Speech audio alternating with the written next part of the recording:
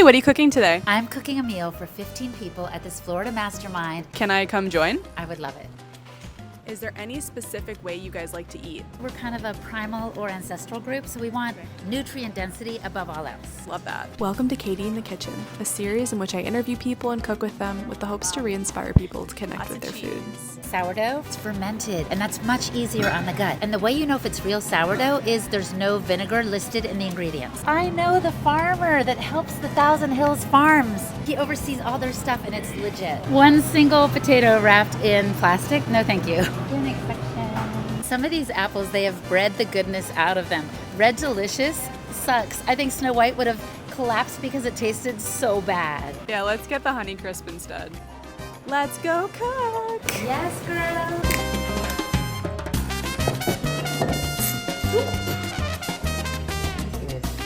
To your health, girlfriend. I'm Holistic Hilda. I'm all about ancestral living. I have traveled the world. Some people call me Dora the Explorer 2.0. I don't have a monkey, I don't have a map, but I have a mission to uncover ancient health traditions to restore the energy and vitality of humanity. So the way I do this is, yes, traveling the world, going to untouched indigenous people groups, but also I have the privilege of hosting and producing the Wise Traditions podcast. So I get to talk to people who've been in those places or who understand the value of living more ancestrally. It all started before I was born because I was born with a birth defect. So there was a hole in my heart between the lower two ventricles. The doctors are like, this baby is not gonna live very long. When I was 9 years old, they did open heart surgery. I have this huge scar on my chest, but I also had a new lease on life. Well, I wanna make this body last as long as possible. And as I got older, I realized I wanna help other people do the same. But I had the feeling that the answer wasn't in modern medicine. Even though the surgeon's skill saved me, I was like, maybe there's a more natural way to go about things. And that's what kind of got me on the path of looking into ancestral wisdom. And so when I was born, I was, of course, glad to be alive. And as I got older, I realized, oh my gosh, kind of God spared me in the womb. I feel like I have a purpose and a mission in life. Surrender my life to God daily. My mission is to help people strengthen their physical bodies, and I would say their spiritual bodies too. Just having known you for a short period of time, I can already tell that you have a huge mission here on this earth. You light up so much, and you help that other person light their spirits. Thank you for continuing to be true to yourself and your passions. Did you know that it's a really good idea to take your meat out of the fridge like at least an hour or two before you eat? It cooks more evenly and it's much more flavorful. It's like the fat can kind of permeate all the bits and pieces of the muscle meat. When you're doing what you love, it does light you up, and you look at other people with light and love too. Like, I don't feel competitive with others. I'm like, the more people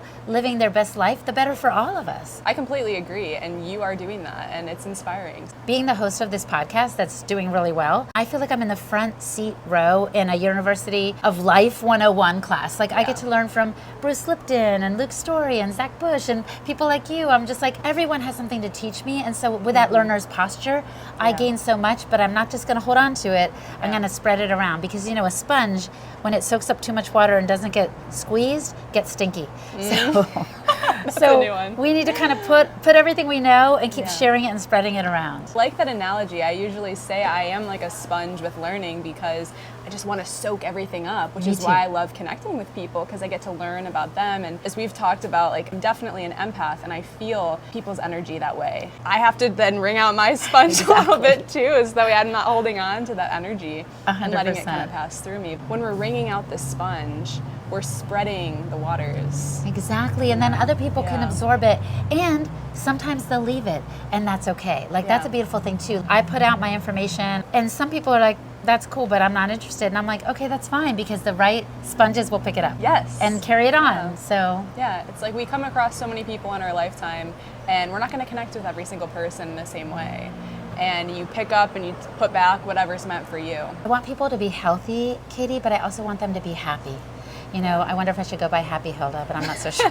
People be like, is that a kid's show? You're wearing yellow and you love kids. And I do love kids, and I might have a show one day. Oh, I just think there's something about being well nourished on all the levels that really matters. This is why I'm so happy. A friend of mine was the first one to call me Holistic Hilda, and I'm like, yes, because it has to do with emotional intelligence and growth and learning and openness and spirituality and all the things. Who is Holistic Hilda? Really can't quantify it. Just like I can't quantify who you are. You're so multifaceted. I think different parts of the diamond of who we are shine at different times. I'm a mom of 4. They're young adults now, but I was at one time just pouring everything into them. And then I used to teach exercise classes, so I poured into that. And then I was a translator and a worship leader. Like, I've done all these things.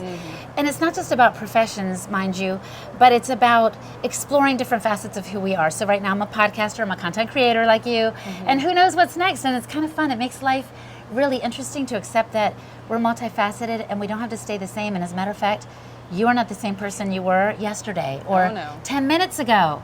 And so like we're all changing. So let's keep embracing that and enjoying that. We are ever evolving beings. And through this evolution process, we're really coming back to ourselves and remembering who we truly are and letting that diamond shine. I'm all those things, but I'm more than that. And you are too, and you are too. So it's just so fun. I'm just glad to be on this journey, and I'm glad I get to cook with you today and also share a little bit of my heart. Heart to heart, girl. Oh, other way. Oh, she knows. I didn't know.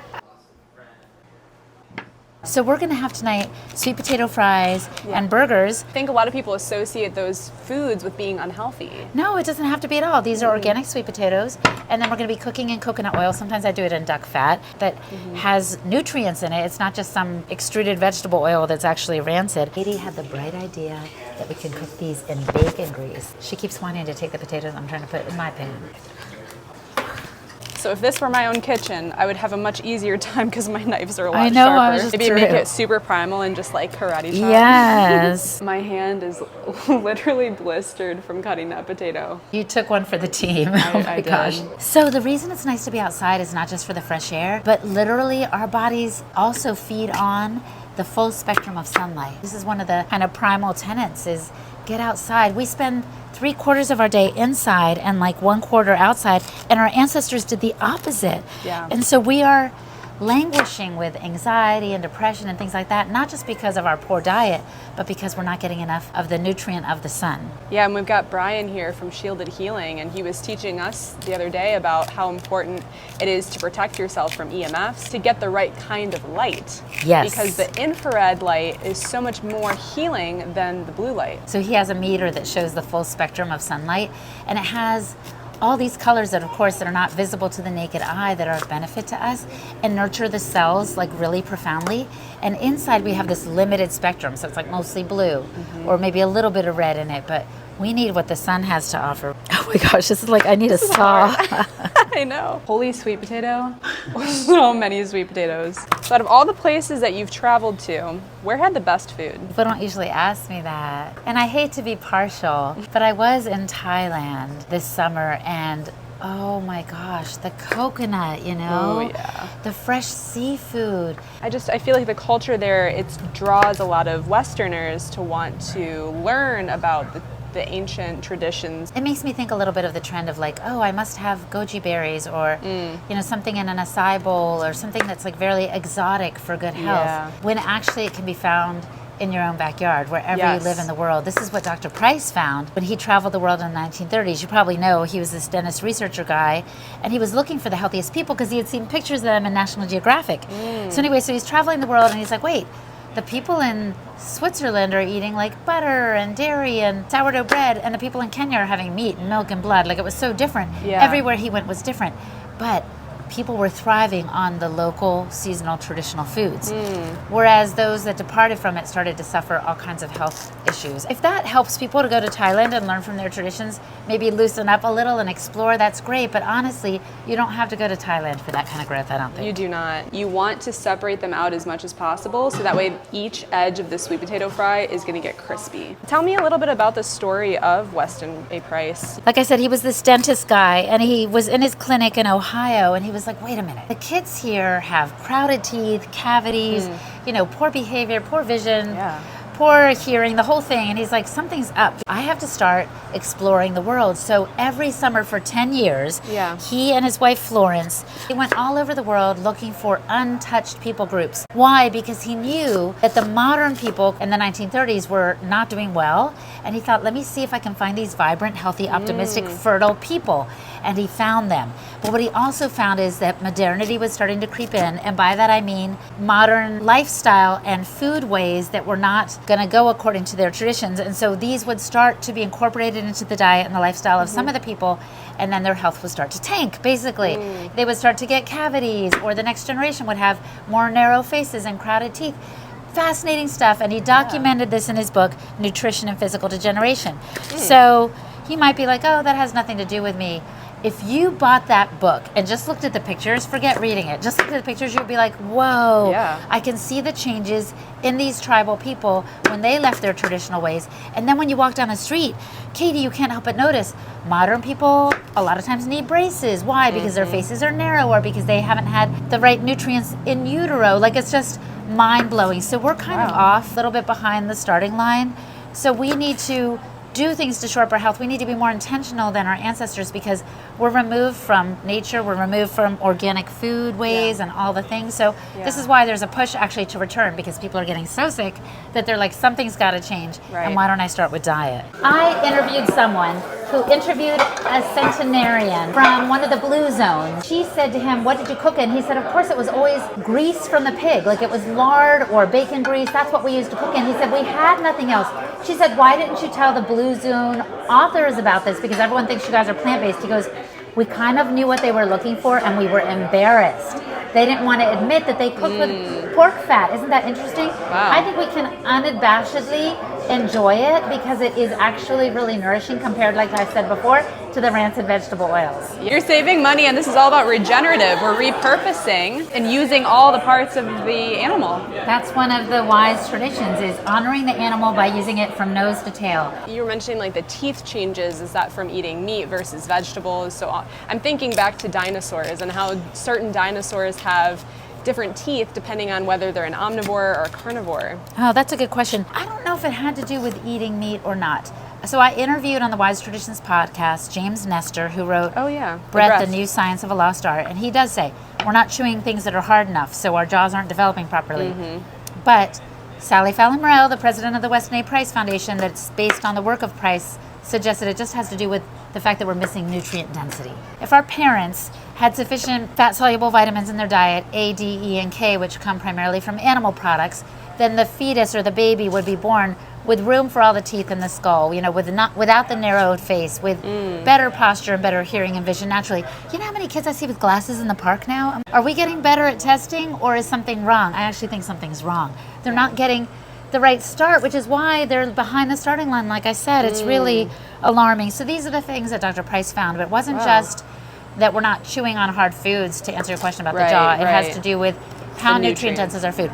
We're eating things that fill us up but don't nourish us deeply. Some people say we're overfed and undernourished. Oh yeah. And I think that's the case. Yeah, I see that in a lot of my patients that I see in the clinic, and I think that there's really something to that. I'm sorry, I have to change knives. Mine is not cutting at all. I'm obviously spending too much time exploring and not enough time in the kitchen, because look at your pile, look at my pile. Okay, to be fair, you have been talking the whole time, so I'll cut you some slack. Thank you. But I'm gonna put these in the bowl so we have some more room. They look exactly right. As we've been aging in this modern world, the soil and the food that we've been eating is depleted from nutrients. And so even if we're eating the same sweet potato, we're not getting the same nutrients that we would have gotten 50, 60, 70 years ago, because the nutrients in the soil have gone down so much. I think that some of the, oh my goodness, this knife is not great. Thank you. Cutting you some more slack. Hey, I like it. The information that we're giving people about nutrition, we have to catch up with what's actually going on in the world. So 100%. You're going to have to either eat more of it or supplement with external factors. You have to be quiet because the mastermind's going on. You really go weak, right? The dura is not sliding this way, so your head's coming this way. So you can almost start to imagine exactly where in the dura that might be locked up. Referring back to the teeth, think about calcium and bone density. I think, yes, like the mastication or the chewing of food can help with that bone density, and people associate calcium with dairy and milk. And there was that whole movement of got milk and trying to consume more dairy products. But additionally, I think there was that whole move of people going plant-based to reduce their dairy intake for many reasons, and I've kind of jumped on that trend for a while. As we learn about the dairy industry and talking with the Larsons, beautiful dairy farm family, about the importance of having raw dairy or raw milk because it has so many nutrients that we're still maybe missing. What are your thoughts on that? Most people think raw milk equals danger, poison, that's what we've been told. Because what happened was, years ago when pasteurization was invented, it was because people were concerned that there was something in the milk that was causing tuberculosis, when actually it was the conditions in which the cow was. So people had moved into cities, they had their cows standing in like their own feces in this like little place next to the saloon, and so they were getting like beer swill and all this stuff, and so it just wasn't sanitary, and so people were getting sick. But what did we do? Instead of correcting that situation, improving the health of the cow, and of course our own health consequently, we decided to nuke the milk and change it completely. Milk has very fragile proteins that get altered when we put it at high temperatures. So pasteurized, ultra pasteurized, those are the last things you want to consume, because the milk is no longer the real living food it once was. It's like they've deadened it. And they kill, yes, any harmful pathogens, but they kill the good stuff too. And in truth, when you let it live and take it in raw, there are pathogen protective enzymes that will guard you from sickness. More people get sick now from like lettuce that's grown in these monocrop situations than they do from raw milk. So I say give it a try, because some people think, oh, I'm lactose intolerant, I can't handle dairy, when in truth they're like pasteurization intolerant. I have so much to say about this. First off, I think in the functional medicine space, listening to Dr. Mark Hyman, he's all about saying that we as humans should not consume dairy after we grow up, because we're not supposed to be.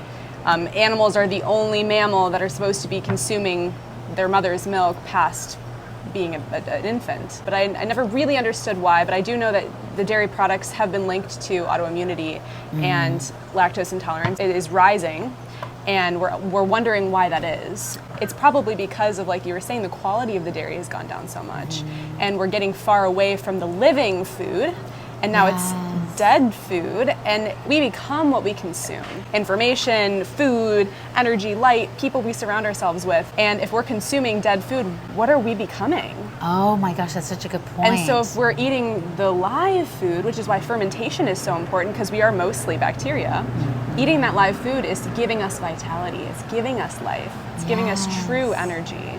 Humans are also the ones standing upright, wearing clothing, like we do a lot of things that are unique to our species, but try telling the Maasai you shouldn't be drinking milk past a certain age. They thrive on it. So I think it's also important, Katie, maybe right now to talk about bioindividuality. Yes. So like sometimes people see influencers and think, oh, I should be eating exactly what she's eating or what he's eating. I disagree. You need to see what works for you. N equals 1, right? I see this person doing that. Let me try it. If it doesn't work for me, I'm going to let it go. And if it does, I can incorporate it. But I don't need to expect a prescriptive dietary plan that works for you at your age and stage to work for me at mine. Aho. I don't want to generalize, but the majority of humans have become so dissociated with who they truly are that we don't know what works for us. And we have to follow a crowd, a tribe, a leader, an influencer to figure out what we need to do, because we've lost so much touch with our true essence. And I could go on down a rabbit hole with that, but starting with food is definitely one to connect with yourself. You're a better cutter than me. Can I don't know. I mean, let me give you the better knife. Please, thank you. I'm struggling you can have your so potato. much.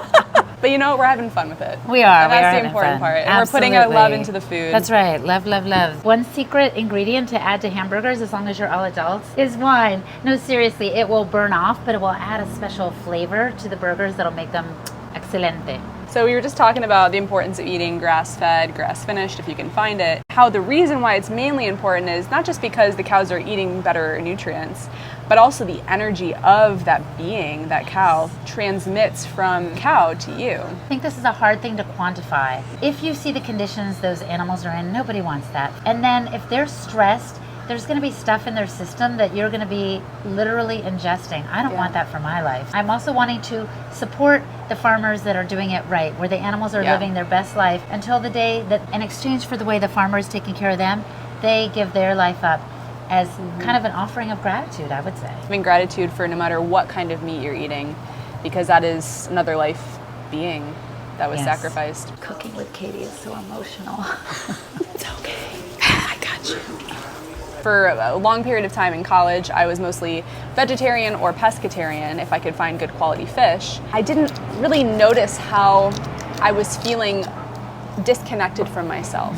And once I started eating meat again, I felt this greater connection with my own divinity. And it was fascinating. When I wasn't eating meat, I was super thin. My hair was starting to fall out a little bit. I lost my period. I just didn't feel totally right. And I was sticking to the trend because I thought that that was what I was supposed to be doing. I thought that meat was bad, and I was fed a lot of misinformation. When I would eat meat, I would get my period like the next day.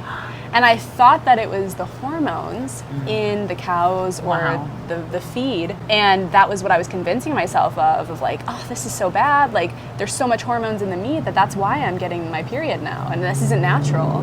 When instead your body was actually like, I can operate normally and cyclically and prepare you for childbirth one day. Yeah, it was like thanking me for feeding it finally. And I didn't realize that until I started to learn about the importance of eating meat. Yeah, when I was in college, I also stopped menstruating. And so I saw a doctor down there, and he was like, here, you should get on the birth control pill.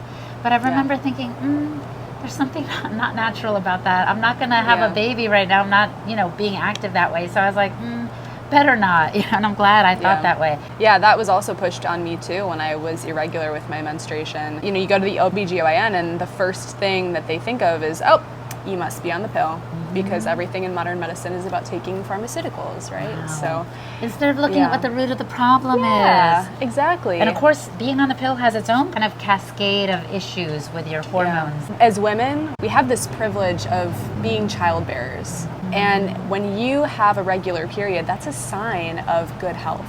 Yes. It's like the sixth vital sign. And that's why it's so important to be in tune with your cycle. And as women, we're not really taught much about that. No, girl, I cried when I first got my period. I was like, I'm never going to have fun anymore. It was so sad. Aww. Not realizing that it was actually a gift. It is. And a sign that my body was preparing for the future. And I was really excited when I got mine, because I was like, finally I get to feel like I'm a big girl. Shortly after, you realize it's not all that fun and games. No. But also, if you have irregular periods or they're super heavy and dense, that also is not a sign of good health.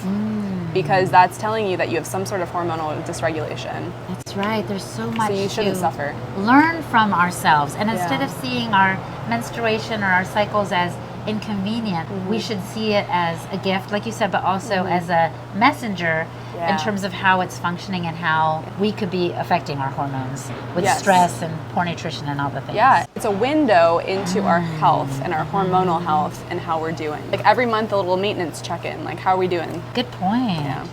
Thinking about periods is like mushing this meat, bloody meat. Cut. The redness is something else. The iron? Globulin or something. Huh. We forgot to tell you that we have this amazing assistant that's helping us. Dip you. Okay, first of all, we're so glad you're here. We decided to have an American meal with kind of some Cuban spice. So we made burgers, bacon, so it's like all the fixings. Condiments down here, everything's organic. Fruit and a little bit of yogurt for dessert. Apples with butter and cinnamon and salt. We're gonna celebrate because we are team Cooking in the Kitchen with Katie today, so our pleasure to serve you. We're so grateful again to be in this place, in this space and time. Thank you for the beautiful souls all gathered here. May this food nourish our bodies and the conversation our spirits. Amen. Stupendous. Friendly. Delicious. Blended. Scrumptious. Non-pesticide. Fulfilling. Diddly-doo. Oh me oh my. Nourishing.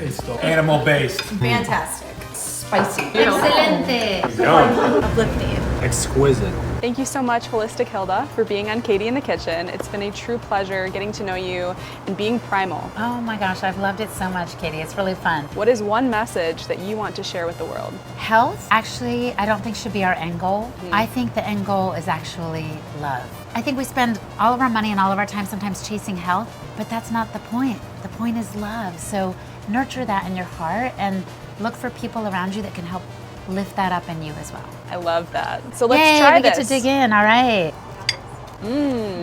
Perfect. And you know why? Because it has vitamin L, which is love. They don't put that in restaurant food, I'm telling you.